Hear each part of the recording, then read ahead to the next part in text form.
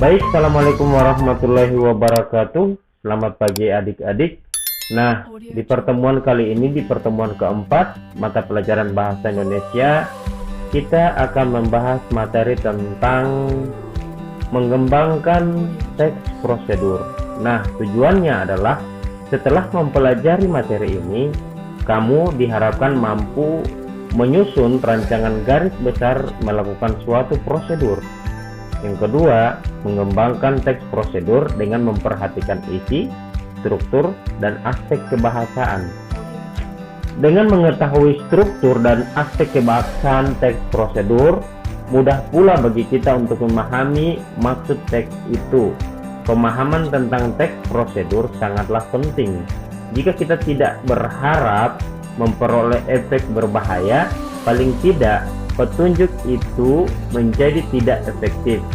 Teks prosedur yang salah dapat beresiko tinggi apabila petunjuk itu berkenaan dengan sesuatu yang membahayakan, misalnya berupa penggunaan mesin atau obat-obatan. Ketidakjelasan prosedur dapat berakibat kerusakan pada mesin ataupun kematian bagi penggunanya. Dengan demikian, kejelasan itu merupakan hal yang utama dalam suatu teks prosedur.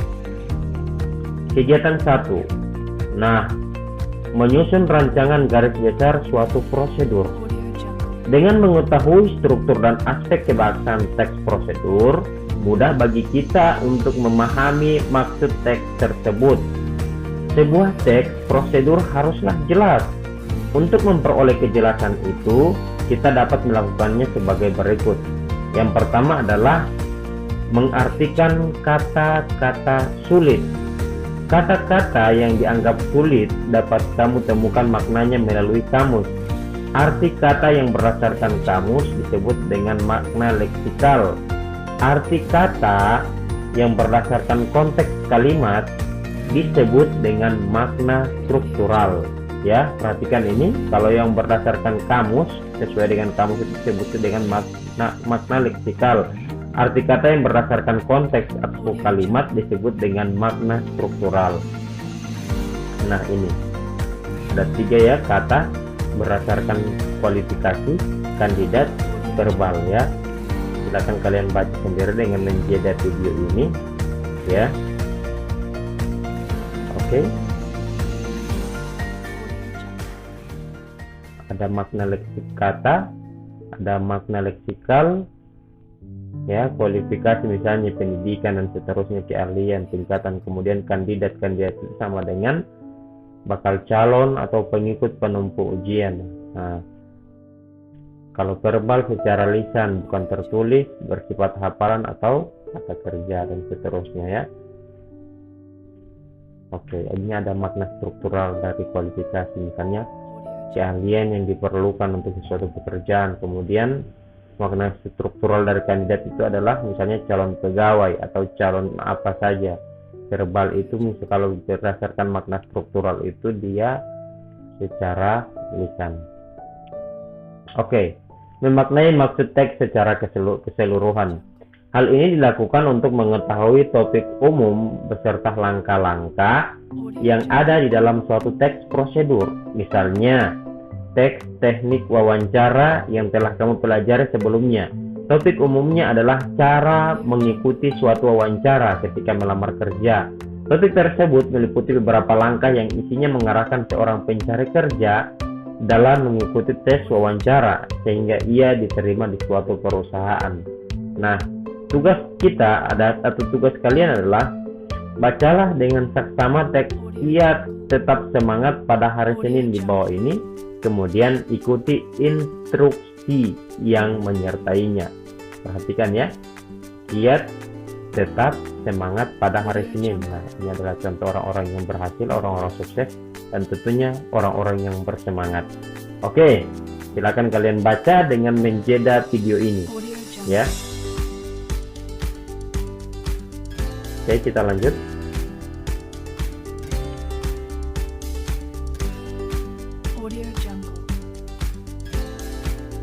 Oke, tugas kalian adalah setelah selesai membaca teks di atas, ikuti kegiatan berikut ini. Nah, karena di sini kalian tidak bisa secara berkelompok, maka tugasnya secara pribadi ya, dihapus secara berkelompok. Secara pribadi, catatlah kata-kata yang sulit yang ada di dalam teks tersebut. Tentukanlah maksud dari isi teks tersebut. Jelaskan pula arti penting teks tersebut bagi pembacanya. Kemudian sajikanlah hasil kegiatanmu dalam rubrik penilaian berikut ini.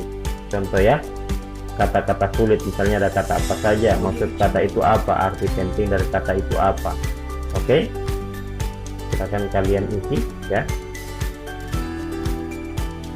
Oke, kegiatan 2. Mengembangkan teks prosedur dengan memperhatikan struktur dan kaidahnya. Dalam mengembangkan teks prosedur, kita terlebih dahulu perlu mengetahui perbedaan atau persamaan yang ada di dalam teks yang berbeda. Hal tersebut merupakan tahapan membandingkan suatu teks dengan teks lainnya. Apakah terdapat perbedaan atau persamaan, baik dari struktur maupun kaidah kebahasaannya. Jika kita cermati, teks berjudul Kiat Menata Rambut Pendek memiliki kesamaan dengan teks sebelumnya yang berjudul Kiat Tetap Semangat pada Hari Senin, yaitu sama-sama berisi langkah-langkah melakukan sesuatu. Di dalamnya pun terdapat kata kerja imperatif, karena di pertemuan kemarin kan sudah membahas tentang kata kerja imperatif. Oke. Teks prosedur sekurang-kurangnya memiliki 3 macam, diantaranya adalah sebagai berikut. Nah, yang pertama adalah teks bertema kebiasaan hidup, misalnya kiat hidup sehat, kiat belajar menyenangkan, dan kiat sukses bertetangga, dan kiat-kiat lainnya, misalnya kiat untuk menjadi juara kelak, dan apa saja yang berhubungan dengan kebiasaan hidup. Yang berikutnya adalah yang kedua, teks bertema aktivitas tertentu, misalnya cara membuat bolu kukus, cara menanam jagung hibrida, dan cara memelihara kucing, atau cara-cara lainnya. Yang penting berhubungan dengan aktivitas. Dan yang ketiga adalah teks bertema penggunaan alat, misalnya cara menggunakan laptop, cara menghidupkan motor bekas, dan cara menggunakan pisau cukur. Tugas kalian adalah memahami teks prosedur. Bacalah dengan cermat teks di bawah ini, kemudian jawablah pertanyaan-pertanyaan yang menyertainya ya. Silakan kalian baca. Judulnya adalah 4 tips agar tidak iri kepada orang lain.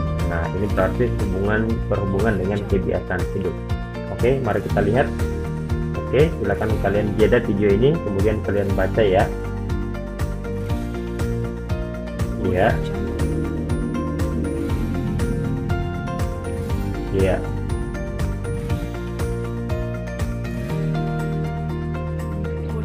Oke.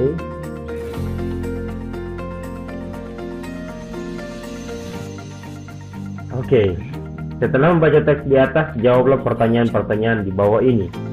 Yang pertama, menjelaskan apakah teks di atas.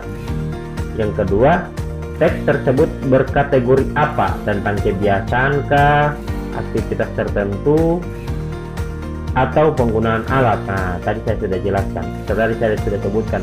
Jelaskan alasan-alasannya. Yang ketiga, buktikan bahwa teks tersebut disusun secara kronologis. Artinya secara berurut ya, dari yang pertama sampai dengan terakhir, langkah-langkahnya seperti apa.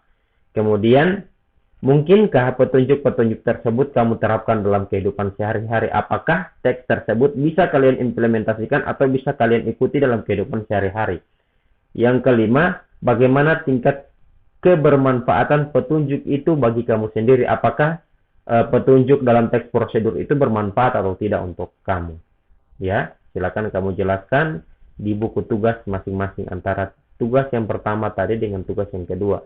Dan jangan lupa bahwa setiap pertemuan itu saya catat tugasnya ya, di dalam buku kontrol seperti ini ya.